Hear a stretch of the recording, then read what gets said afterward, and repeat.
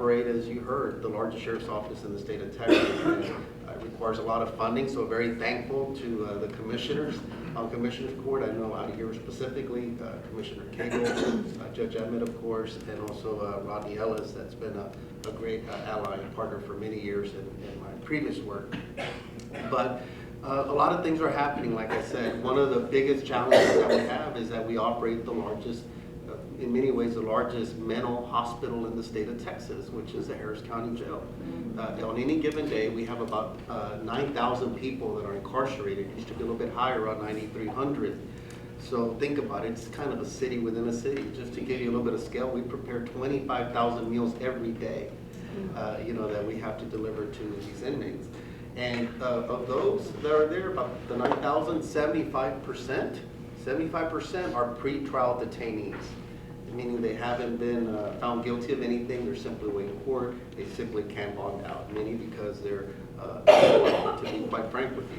So there's some efforts going on to see how that system could be reformed, simply because it's not necessarily keeping us safe. We're talking about a lot of minor, nonviolent offenders that are in there. And so I think that's important to point out, and I'll explain why here shortly.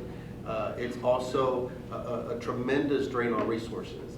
Every 2 weeks, we're having to pay approximately, it's been going on now for a while, approximately $1 million on overtime inside the jail, just to maintain posts that we have to maintain. So that's your money, our money, that frankly is not having a direct public safety impact, because I would rather redirect those monies out to patrol, to give the districts out here the resources they need. I know one of my priorities is to get them more patrol cars so that they can do their job and be more effective. That seems to be a challenge sometimes, where we have an older fleet with cars that surpass 200,000 miles. And on one of our cars we can maintain them, it might work out, but with a patrol car that's heavily traveled, it really, really is a big strain, and we need to make sure we're giving them the tools that they need to do their jobs effectively. We also have some aging stations that we need to improve that are in very deplorable conditions. We need to upgrade the facilities as well. Imagine working in a place that's not very clean or tidy or doesn't have any of the modern conveniences. I mean, it's not a good work environment. We need to be looking at our facilities as well. But going back to the jail a little bit, one of the things that I was able to institute right away was the creation of the first ever mental health bureau. We have a major that's over that. It's a very innovative approach to addressing a very serious issue. One of the things I was able to create when I was on Houston City Council was the Houston Sobering Center, where we were able to divert, we were arresting about 15,000 individuals for public intoxication every year. That population to arrest and process and what have you would cost the taxpayers approximately $6 million. Now, public intoxication is a minor charge. It's a Class C, and basically somebody that's consumed too much alcohol, not driving. I'm talking about driving while intoxicated. And we were able to divert that population to a location, bare bones operation, where we basically give them a cot, we let them sober up, we connect them to a recovery coach if they want help, and it reduced our costs significantly. We saved millions of dollars. It's been a model program. If you ever care to visit, you could arrange for a tour. I'm really proud of it. And it's just a great facility. We're able to divert and redirect those resources to other areas, and then to also be able to hopefully find a more effective solution and really being able to address the issues that impact them. I think today in law enforcement, we're being charged with handling a number of things. And in my opinion, it's not always a law enforcement solution that's the primary thing. For example, addiction and mental illness are issues that we're having to tackle in the law enforcement community that frankly should have more of a community-based approach. It's more effective, it's more cost-effective, and right now we're not doing it. It's very costly. To give you perspective, those inmates that I mentioned to you cost on average about $75 per day. $75 per day to house. If somebody is on psychotropic medications, have mental illness, it could easily go up to the hundreds of dollars per day. And you'd be surprised, we have individuals in our county jail today that are waiting room at one of our mental state hospitals so that they could go get their mental health competency exams and get stabilized. Upwards of 2 years. that are waiting, that we're paying these dollars every single day, that aren't necessarily harmed, we just don't know what to do with them. And so they're in our facility, some on the charge that could be just a trespassing charge, for example. And so it puts a huge burden on the system in terms of medical costs, because I have to operate a hospital within our jail system. And again, I extend an invitation to you as well, if you ever want to come and visit our jail, so you can see what it's like, see firsthand, and see the big, I see a few heads nodding no, but I promise to let you out if you're good. But so again, it puts a tremendous strain on our resources. So why is that important? It's because I have serious concerns and priorities that I need to be addressing in other areas. One of the things I found is that our clearance rates, frankly, are unsatisfactory. In many cases, single digits, where national averages are much higher. And this is not something new. It's been going on now for quite a while. And one of the biggest issues is it's understaffed. So I'm concerned that many times when you report a serious crime, in some cases, they're not being even investigated. That's the honest truth, and that's unacceptable. If we have good leads, if we have good information, we need to be able to attack that case and try to solve it, because we could hopefully prevent other crimes. As you heard from Captain Turner, they broke up a ring.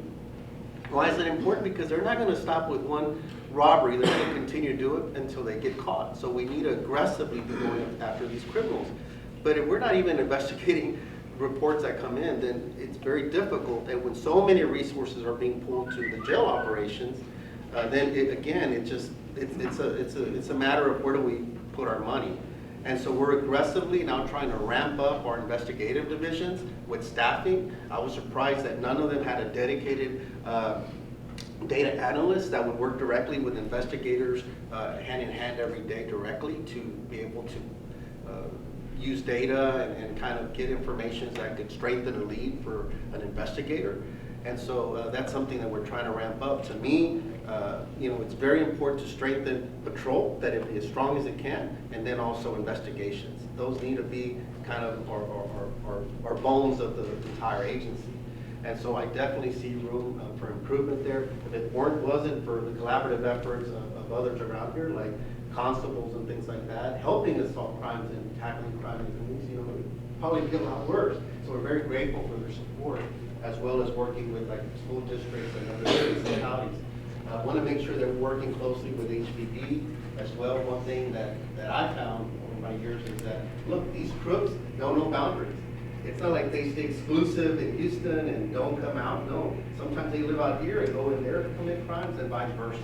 And so, again, in order for us to adequately attack more serious crimes like burglaries, which I know are concerned out here, robberies as well, it takes us readjusting some priorities and seeing how we could have a tighter focus in some of these areas. Because if we could start addressing that, I think you'll see major impacts on crime. That's why addressing issues like the massage parlors that sometimes are underground havens for other crimes are so important, because we kind of think out of sight, out of mind. Well, I don't frequent those places, but others do, and they're targets for other type of illegal behavior. So if we could start putting a dent on that, again, it'll make a big issue, a big help in other areas of our crime. And so back to the Mental Health Bureau as well. Why is that important? Because what I found is that there's never really been a holistic approach into dealing with this vulnerable population that enters our jail, very costly. And so we just cycle them in and out. They come in, we stabilize them, they go back out, they trespass again, they get back into the system, and it's just a vicious cycle. We want to develop a continuum of care so we can better identify them as they're coming into the county jail. If perhaps they've engaged with the homeless outreach team, and I've advised them to keep a tight look out here in this area, because I know homelessness has been an issue and a concern out here. So our homeless outreach team knows to work closely with the Houston Northwest Chamber of Commerce, for example, to make sure that we're addressing some of those concerns. But we need to do better while they come into our system. And so we've taken a holistic approach. We're not only out in the field, for example, through the homeless outreach team, but again, once they come into the system, and eventually partnering with community-based organizations that do a lot of this work, We just need a better handoff, because they come out, they become unstable again, and then they come back in. And so just cycling through the jail and walking through there, we have individuals that are on cancer treatment, on dialysis, they're blind, you name it. We have a lot of interesting folks inside of there. And again, it puts a tremendous burden on the system, and unless we're finding ways to better address their issues. And to me, incarceration isn't necessarily always the one and only model we could use, because at the end of the day, in this country, we spend $80 billion a year incarcerating people. It doesn't include all the costs, and we still have crime. We need to be out there tackling serious crimes, but also finding ways to find other approaches to address certain more lower type of crimes that aren't necessarily a threat per se, but they're still nuisances and other things like that. And so those are things that again, that we've been trying to address. Also, coming in, one of the major things that I wanted to do was to try to promote from within. We've done a very good job. The vast majority of my appointments to my command staff were all homegrown to the sheriff's office. I think that's been very well received, because we have the expertise and that historical knowledge of the sheriff's office, and want to just continue to support what's been done. And I'd be remiss not to thank my predecessor, Sheriff Hickman, that I know many of you are very fond of. Did a very good job, and just now glad to be able to pick up the torch and continue forward, and also build on some of the work that he did out here in this community as well in previous years. But it's always about looking forward and what are current challenges and what can we be doing different. How can I create the systems that will make sure that the entire organization is working effectively, that we're being smart on crime, that we're being a good steward of the resources that you provide us.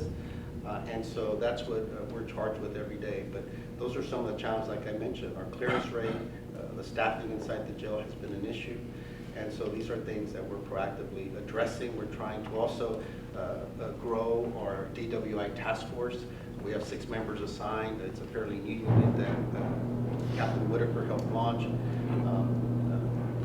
And it's something that we need to address as well. Harris County is usually at the top when it comes to DWI fatalities and serious accidents, so we need to address that. So there's a lot of needs that we have, but we're going to continue to work very hard. Our men and women, even with staffing woes and challenges that we've had historically, do an amazing job. When I look and compare what, for example, the city of Houston allocates in terms of the staffing for their homicide division, it's 2-3 times more in terms of staffing compared to what we do. And they have an analyst working directly with them. And so we need to make sure that we ramp up those efforts and give investigators and deputies the tools they need to do their job. I definitely know we could do better. And so that's what I'm charged with every day. And Grow Northwest is an important priority for me as well. Their initiative, again, with the chamber, because I think it's important. I know public safety is an important piece to it. Is the chair here, Rex? I'm sure if he's in. I don't think it's here. Okay, but we want to be a part of that. We want to make sure that we continue to be supportive of the area. In my first month and a half, I've already been out here 3 times to various meetings that I've been invited to out here, and we'll continue to make my way out here to different civic clubs. And please let us know, make sure our captain knows, and our deputies, our majors, we're going to be out here for the St. Patrick's Day Parade as well. We know it's very important. We want to be a part of the community. We're one piece to a bigger puzzle, but it takes all of us, from citizens to business owners, to community leaders, law enforcement, and we're just one part of that. Sometimes we could be leading the train, sometimes we'll fall behind and help, just be supportive from afar. But whatever we can do, we want to be a part of it.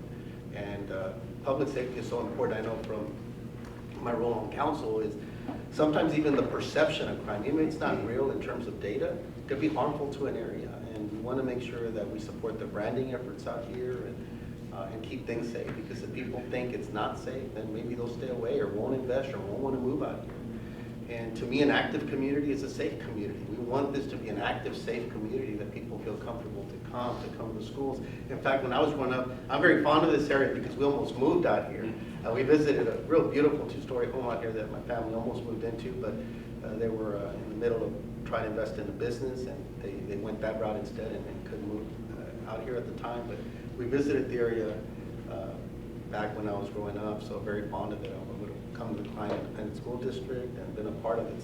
So there's still a warm place in my heart, and I want to make sure that we're being a good law enforcement partner to, along with our other law enforcement partners. But I'll go ahead and pause now, just to see if there's any burning questions that you'd like to ask, and maybe the majors or captains could help us answer as well. So let's talk. Yes, Sheriff, in the February 13th issue of Bloomberg Business Week, it cited Houston as having the best closure rate for murder of all the big cities in America. My question is it that you guys are so good at catching murderers, or is it the city of Houston that's so good, or both of you so good at catching murderers? Well, the city of Houston proper, when they talk Houston, I think it's mainly, they're probably referring to the Houston Police Department. Yeah, does a very good job as well. And we do as well in terms of homicides, but we could always do better. But keep in mind that they have a lot more resources than the sheriff's office have that they dedicate. And it's been a matter of priorities. We need to staff up our investigative division. And one of the things we have to be realistic is, look, we have a budget that we're provided, and we've got to make good use of it. We've got to be good stewards. Look, I'd like to do everything for everyone, but I simply can't. You've got to see where your costs coming from, how can you be effective, get a best return on investment. But that's something we need to be looking at because, but this is the other thing, like our assault clearance rate, for example, assaults. From 2015 to 2016 coming in, we had 6,000 cases carry over. That's from day one, we had 6,000 coming over. Over the entire year, we had another 6,000 assault cases. So a grand total about 12,000 cases that we were handling at any given time. Of those, 2% were cleared. That's unacceptable. 2% of that, we're hardly making a dent. The national average is 54%.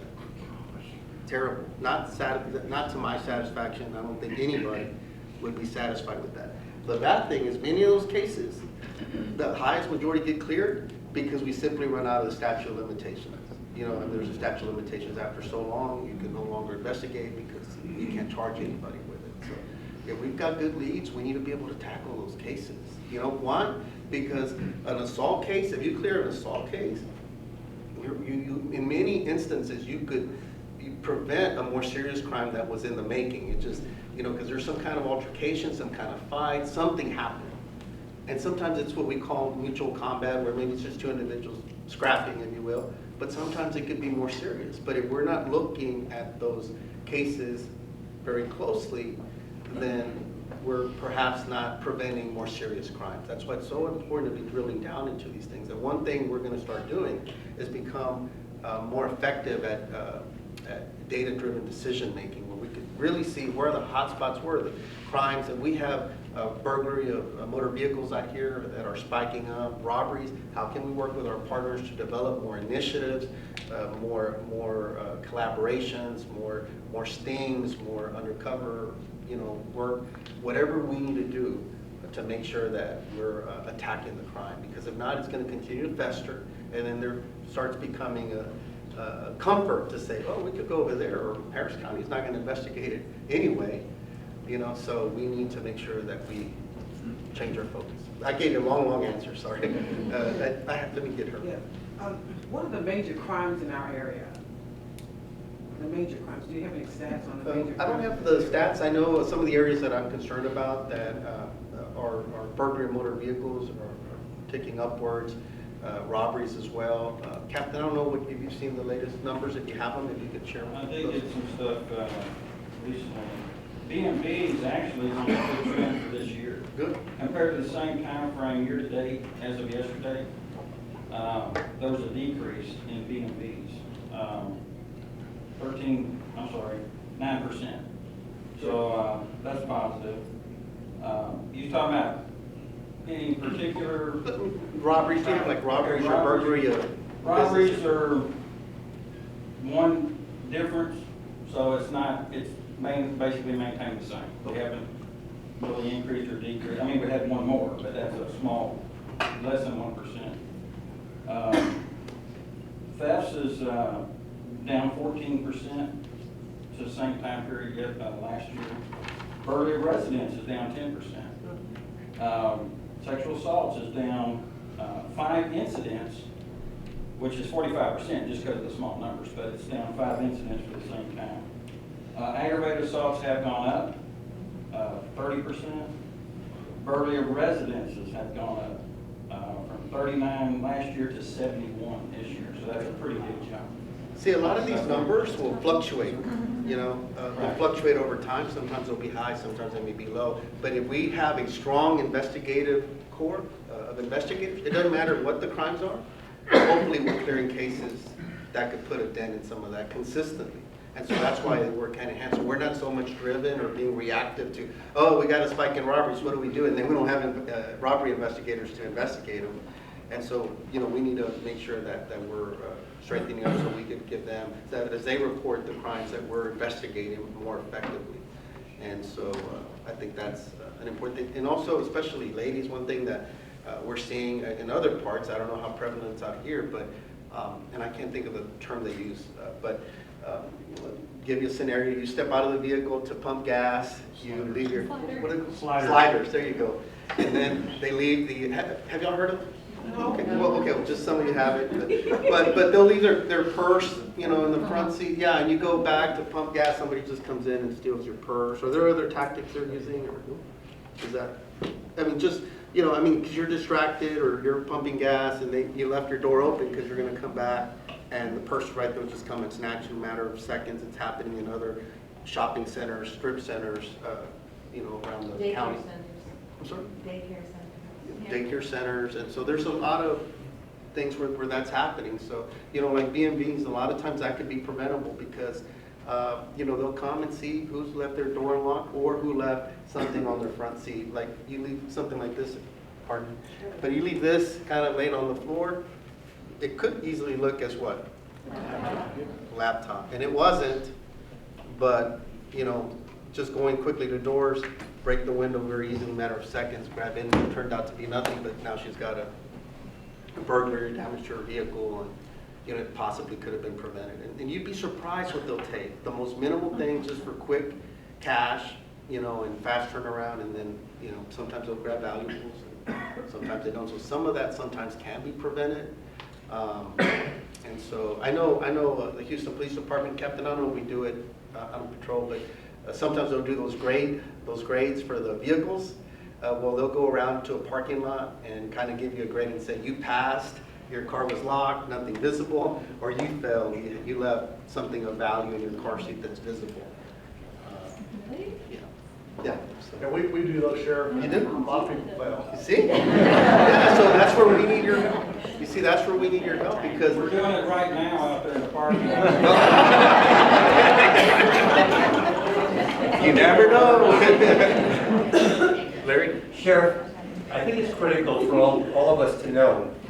We hear all this discussion about cutting taxes, cutting property taxes and all that. And your perspective is particularly good because I'd like to know, or have you tell the room, what's the difference in the police protection and the HPD? How many officers are available per person or whatever that is? And then out here, the combination of constables and sheriffs, and are we well protected? We are well protected. I think that one of the challenges that we have, though, we do with the resources that we have, obviously. One challenge that we have is that the unincorporated areas of the county continue to grow. We're a growing region, and we want that, right? It's more jobs, more vitality, but many times we're just not growing in sufficient numbers. Like Constable Herman just said, his staffing, he needed at least 30 more deputies, and I'm sure that's going to be a big help, and so, but if it continues to grow, you might say, I need a little bit more, to really. We're done looking at that budget review. I'm done thinking of what we need. Yeah, so there's growing costs, and so one of the things when you put caps on is that if we continue to, if we're limited with the revenue, not we, but any governing body has, then you're not able to reinvest back and to be able to match that growth because you're somewhat capped. And so that always presents a challenge. And look, county government does a fantastic job of funding public safety overall. If you look at it, the vast majority of your dollars go to fund the criminal justice system in some capacity, whether it be the courts, public defenders, sheriff's office, constables, all of that is the vast majority of tax dollars. I think about 70%, something like that. And the rest goes to infrastructure, roads, that type of thing. So there's not, if something gets capped or has to be cut, it would likely come from your law enforcement side of things. You know, obviously that's a role or decisions that Commissioner's Court has to do, but that's the biggest investment. So it does put a big strain on budgets. And so, you know, our area continues to grow with the same personnel. Yes, sorry. Last month, we heard from ICE. Yeah. And there's been reports in the media on ICE and what you've said in the last 24 hours. My question is, since ICE had said that they have connected with the jails in Harris County to be able to know when the prisoners would be coming up for release so that they can take care of them and you don't see them again. With what was said in the media about your officers not being able to help them, can you explain that a little further? Do we still have that ICE connection solid? Yes, the ICE connection will still be there. Let me just clarify. I never said that we would not collaborate with ICE. It's two separate parts of the conversation. One is there's been a voluntary program that we've been a part of, and then I decided to opt out of that program. But the collaboration is so strong, and I've said it consistently. We will honor all ICE requests and continue to collaborate. The vast majority of county sheriffs, or to date, have operated effectively without the program. It has nothing to do specifically with the engagement or collaboration we're going to have. We're still going to collaborate. Public safety will still be number one. It was just a matter of resources. When I talked about the other resources and priorities, you know, I've got just a lot of big issues that, and for me to assign personnel to a voluntary program, for me, it's like I had to rethink kind of what the priorities were to maybe redeploy them somewhere and still be able to collaborate, you know, as they need and fully cooperate with them to address crime. So the collaboration on our part does not stop in any way. Yes, sir. A lot of our HOAs have contract deputies, both constable and sheriffs, and we pay quite a bit for it. Are we a burden or are we a benefit to the departments? The HOAs, Yes. the contract program. it's a benefit, absolutely. I mean, it's a benefit, you know, having somebody that gets to know the area. To me, it's back to the essence, really, of community-oriented policing, which is that belief that citizens want to get to know their police officers, in this case, their deputies, not when they need them, but when they don't need them. You know, that's where you establish those relationships. They get to know who belongs in the area. And in law enforcement, traditional law enforcement, we started to lose some of that because we're just going from call to call to call and not really establishing that rapport like, you know, maybe back in old times when we could engage and get to know citizens. And then you kind of knew who belonged in the neighborhood and who didn't. I was thinking more on a cost basis. Are we contributing or are we drawing off more? Say contributing. Yeah, it's a positive in my mind. Anything else? Do you see any bills in the legislature that may affect the work that you do out in the community? Well, In particular, that stands out that would harm sort of the position or the resources? well, the one that I think is one of the ones that's got a lot of attention has been SB4 that focuses on sanctuary cities. As I mentioned before, when I addressed your question, we'll still comply with ICE on all their requests. So we're not a sanctuary county, if you will. Sanctuary means different things to different people. You know how it's interpreted. If we're cooperating, if we're complying with federal partners and others, to me, we're not sanctuary. We're attacking crime. We're collaborating. I think one of the challenges, and some may disagree, and that's our democracy. I feel that, look, it's a good thing and a positive thing to want to protect all Texans. That's a good thing. We all want that. But I think we also have to just be mindful of some potential unintended consequences sometimes where if we start going down a path where, in my opinion, this is just me personally, where we start empowering, local law enforcement to take on a potentially bigger immigration enforcement role, especially at the community level. Because one of the things that we need to do as we talk about these crimes is we need to develop witnesses that are out there. And it's kind of hard sometimes if somebody may have a fear of deportation, for them to come forward and report a crime or be a witness. And so I think that that's something we have to be mindful where those mandates kind of come and say, no, you will do that. And so I think there's discussion, not so much that it would mandate it, but it simply would leave it more at the discretion of the officer. So we'll see how that debate goes. I think that's one that could potentially impact law enforcement. We are seeing with everything just across the country that there is a lot of uncertainty, I'll put it like that, around immigration and the issues and what does all this mean? How is it going to impact local communities? How will it impact the economy? And I think that I hope that we could always maintain a level of sophistication when it comes to these issues, regardless of what side of the aisle we are, or we think it's a reality, and there's so many issues to talk about beyond immigration. There really is. And when I mean immigration, it's like, look, we have a drug war that's going on. Let's talk about supply and demand. There's $1 billion of trade that takes place between U.S. and Mexico on every single day, if not more. 75,000 trucks cross the U.S.-Mexico border every day for legal trade. How do we make sure that that trade is efficient, but at the same time, that we could have a secure border? So there's a lot of these issues that we should be talking about that really have an impact. And frankly, we should talk more about a North American strategy. How do we align with Canada, Mexico, and the U.S. to really compete in the global marketplace, to make sure that, for example, 22 states depend on Mexico as its #1 or #2 trading partner. That's thousands of jobs. And so, however those discussions go, whatever is in the best interest of the country, and obviously, we leave that up to the president and others to dictate, but I just think we should have a thoughtful discussion about these issues and look at the pros and cons. That's just my own personal One more question. Can I grab him? I have an answer to One of your opening statements was around running the largest mental health hospital.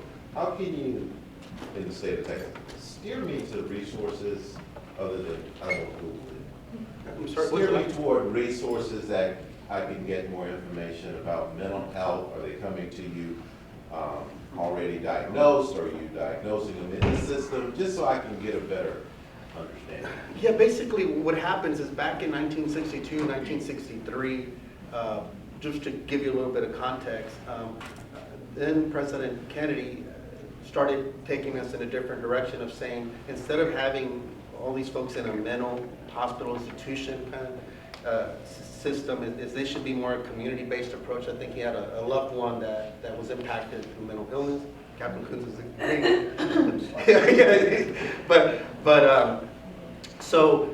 so that was the approach, is more compassionate approach to it rather than these facilities that were doom and gloom and just hide them.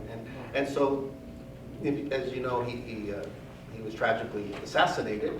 So the efforts to really, create a robust system of community-based mental health care kind of went by the wayside. So other things started happening in the country and they never got funded. So now it's very woefully funded, never kind of took place. So you have a growing number of people are impacted through mental illness, some more severe than others. But now, going back to what I said earlier about law enforcement being the ones, those trespassers that we talk about that sometimes are a nuisance, there's mental health issues. So what happens is they come in through the system, they come in, they're having, their issues. We have some that you walk in there, they're just looking at this, clearly out of it, but we're housing them because we don't have a place to place them. And so we're paying for it. You're paying for them, which pulls resources from patrol in other areas. And some stay in there for months, years, because the state hospitals are so backed up, there's limited space where they can't be taken out there to establish their competency. And so, that's costing us so much money and resources. Then they'll come back out, want to say, well, this person isn't certified, and I'm talking minor stuff too, like it could be a trespassing. And I'm not saying minor, that's not important. What I'm saying, we're not talking about these people committed a murder or something serious. We're talking they were just someplace and they charged them with trespassing and now we don't know what to do with them. So what happens is they get funneled back into the criminal justice system because we don't know what else to do with them. There's no hospital bed to place them. You know, they're unstable, and so we have to have them there to stabilize them. Sometimes they take longer, so we spend millions on that side of the operation. Psychotropic drugs are millions of dollars that are spent, and we're in a jail setting. It's not our primary charge, you know, and so that's kind of what we're tasked to do. It's more complicated than that. Thank you very much. Yeah, but thanks. You had mentioned the homeless outreach team. Are there any looks to expanding that as you're adding more officers? Yes, it is, but going back to what I said, it's a matter of priorities. Where do we put them? I'd love to expand that program, because the more we could have them, it's more, again, we could do interventions. See, like one of the goals, like just imagine this. Somebody comes in, is brought in for a criminal trespassing charge. Usually it's because they're loitering or something like that's happening. So we don't know what to do with them. We want to take them out of sight, out of mind, so we put them in the jail. But we're not necessarily going to hold them, so after a while, they get back out into the system. Now, the whole time we've been paying money into housing them and all of that. And we have some that frankly have told us, I'm in here because this is the only place I'll get mental health treatments. That's a sad state of affairs if you really look at it. It's a profound statement. And so, you know, it shouldn't be where they come into a jail for that type of treatment. So imagine if we could identify you and say, okay, this person is just homeless. That's what it is. So how can we connect them, redirect them out of the jail system, but really give them intensive services that they need, whether it be dealing with an addiction, dealing with job placement. There's already groups that do that, you know, so let's connect them, but no one ever takes the time to drill down to that. They just, you're John Doe, you're here for this charge, let me cycle you through the jail and process you like another number. We're hoping to now establish protocols where we have the manpower. And one of the things that's also difficult in the jail, it's all a paper-based system. Can you believe that? 21st century, 9,000 inmates per day, all paper-based system. Our HR system's been still paper-based. Everything, manual time cards and stuff like that. So think about it. It so slows down the process. You know, yeah, we operate within a bureaucracy, but my job is to make sure that bureaucracy is working for you, you know, that it's moving and we're doing things. So those things all slow things down. It's hard to, you know, one thing we weren't tracking when I got here is we asked, well, how many homeless people do we process through the jail every day? We didn't have that number. And we're like, we don't ask, we don't like, you know, we could determine who's homeless and we could better direct some services that are already out there, you know, and we weren't tracking those things. So we're going back to data-driven decision-making. But your point, I'd love to increase it. It is a priority because if we could address those things out in the community, it'll save us all money and help you improve the quality of life out here. But we need to strengthen also investigations and all that. But it's not one or the other. It's just making good decisions, you know. We have a backup right now, a backlog. You know, I try to be transparent and honest about it. It's the good, the bad, and the ugly. We're not inputting some crimes like warrant information in a very timely manner, so that could be a danger to our officers, for example, where we have backups because we're not entering some of the warrants fast enough so that an officer were to see it, it would show an open warrant. That's not good, you know, and we're drilling down to see how can we get that input into the system, you know, so that patrol officers can know if they're coming across somebody that's a danger. I have one more question. Let me grab her, I promise I'll start giving, yes. My question is related to the officers. We do taxes for over 2,000 police officers. Right? And yes. And I see how unhighly compensated they are as a whole.